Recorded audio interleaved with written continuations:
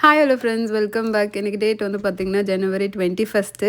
ஃபைனலாக வந்து 4 வருஷம் கழிச்சு இங்கே ஆஸ்டினில் வந்து பார்த்திங்கன்னா ஸ்னோ வந்துச்சு. இடையில 1-2 வருஷம் ஐஸ் கட்டி மாதிரி வந்துச்சு. பட் நான் இருந்த பிளேஸ்க்கு வரல.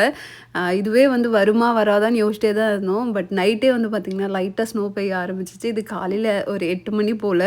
ரித்திகா எந்திரிச்சோன்னே பார்த்தோன்னே அவ்வளோ ஹாப்பி. அதுவும் நாங்கள் வெளியில் இருக்கும்போது லைட்டாக ஸ்னோ வந்துச்சு.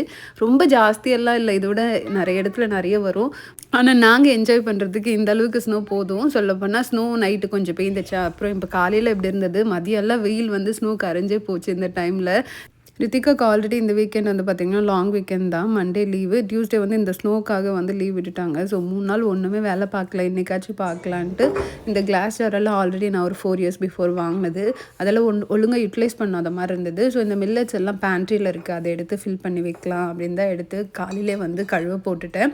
அப்புறம் இந்த கப் வந்து பார்த்திங்கன்னா ரீசெண்டாக வால்மார்ட்டில் ஸ்டாக்கபிள் கப்ஸ்ன்னு வாங்கினேன். அதாவது 4 கப் வந்து $10 அந்த ரேஞ்சில் கிடச்சிது. ரொம்பவே சூப்பராக இருக்குது. நான் ஒரு 1.5 வாரமாக இப்போ யூஸ் பண்ணிகிட்ருக்கேன். மற்ற கப்பெல்லாம் கழிச்சு விட்டு இதை மட்டும் நான் யூஸ் பண்ணிகிட்ருக்கேன். ஸோ இது மேபி உங்களுக்கு ஷேர் பண்ணால் யூஸ்ஃபுல்லாக இருக்கும் அப்படின்னு நினச்சேன். என்னை பொறுத்த வரைக்கும் $2 வந்து ஒரு கப்புக்கு ஒரு அஃபோர்டபுளான ப்ரைஸ்ன்னு தான் நான் நினைக்கிறேன்.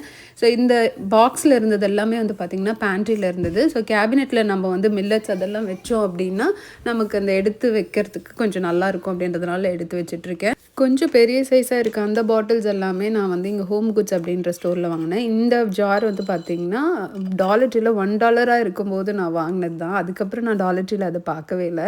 So pantry organisation already cleaning மாதிரி ஒரு வீடியோ ஷார்ட்ஸ் போட்டேன்னு நினைக்கிறேன். அதுக்கப்புறம் நான் பேண்ட்ரி எப்படி இருக்குன்னு அப்லோடே பண்ணல. இந்த வாரத்துக்குள்ளே கண்டிப்பாக நான் எல்லாத்தையும் நீட்டாக வச்சுட்டு உங்களுக்கு வந்து பேண்ட்ரியோட வீடியோ நான் கண்டிப்பாக ஷேர் பண்ணுறேன். தேங்க்யூ.